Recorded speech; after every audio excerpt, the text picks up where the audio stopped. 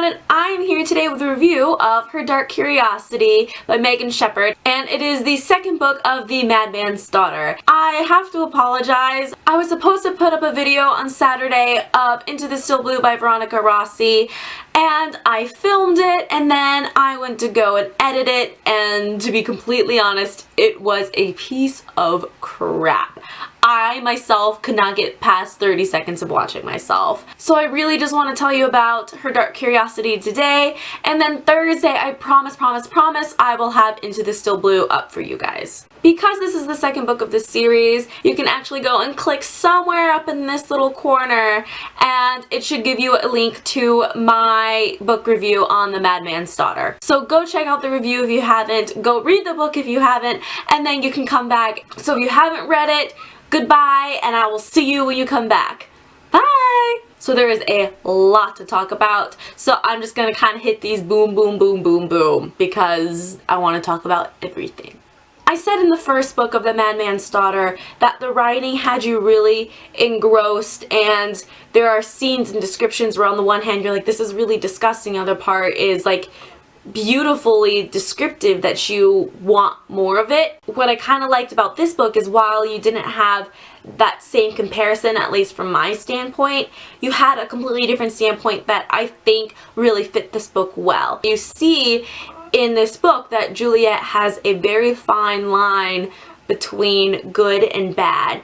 In this last book in this series is really going to help define Juliet's character and personality. Is she good? Is she bad? At what point and what path will she choose? So we start off the book where Juliet is back in London and under the care of Professor von Stein, and he was a colleague of her father's, Dr. Moreau, and he's the one who turned in Dr. Moreau basically. So he knows her father well, and he, although he's an older gentleman, he is very doting upon Juliet, and it was nice to have and see her with a father figure. You are also introduced to these beast killings. It's the Wolf of Whitechapel, and that these victims are, have 3 scratch marks across their chest, and it's very much like the scratch marks with Edward. So that's not really a mystery. You kind of know it has to be Edward, and that's where the Dr. Jekyll and Mr. Hyde storyline comes in. So let's first talk about Lucy. I really liked Lucy in this book as the fact that she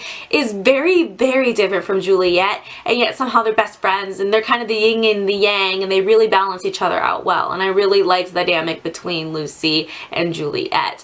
I also really feel bad for Lucy. Lucy finds mysterious letters to her father from Kingsman. I at first thought that this Kingsman, this anonymous letter sender, was at first I was thinking the professor, but then once I kind of saw his interaction with Juliet a lot more, I was like, I don't think it could be the professor. He really seems to really dote and think about Juliet as a daughter. And then I was like, oh, well, what about Elizabeth, which was the professor's niece?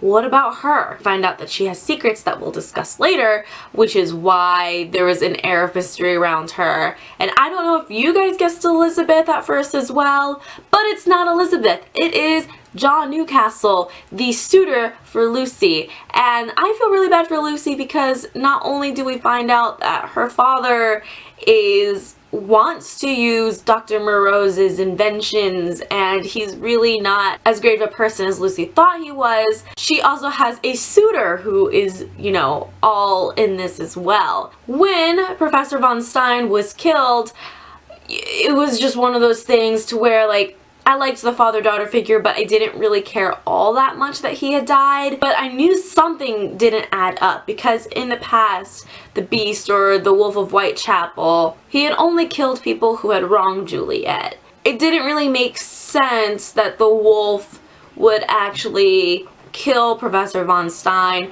and so I knew that there had to be some foul play in there. And of course, until you find out that the anonymous letter giver is John Newcastle, you have no idea who could have killed him. I didn't think Elizabeth could have killed him, and it was kind of hinted at that every once in a while, Juliet thought, but you just knew it couldn't be Elizabeth. When Newcastle was introduced into the book, the amount of times that he was showing up and reoccurring, you had an idea that he was either going to be a good guy or a bad guy, and it turns out that he was a bad guy. And I don't like him very much. I like him even less than Mr. Radcliffe, which is Lucy's father.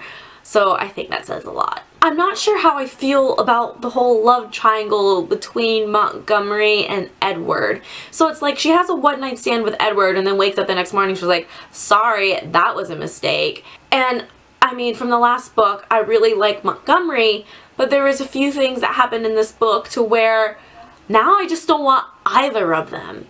Because it was hinted a couple times that Montgomery fears Juliet and that he can't accept her as who she is. How can you love someone who fears you, or how can you love someone you fear? I don't get it. Montgomery also states when Juliet is talking to him about how she fears this other side of her, Montgomery says, and I quote, "Once cured, there will be nothing abnormal about you." So he thinks she's abnormal now? She's a human and you're supposed to love her.